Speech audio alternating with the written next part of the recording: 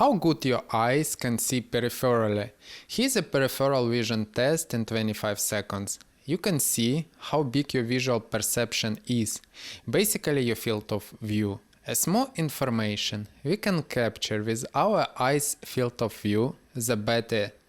It is better for the brain and better for the eyes. You need to look in the center and with your peripheral vision find every consecutive number. Let's start.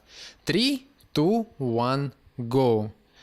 1, 2, 3, 4, 5, 6, 7, 8, 9, 10, 11, 12, 13, 14, 15, 16, 17, 18, 19, 20, 21, 22, 23, 24, 25. How did you do this? Comment below.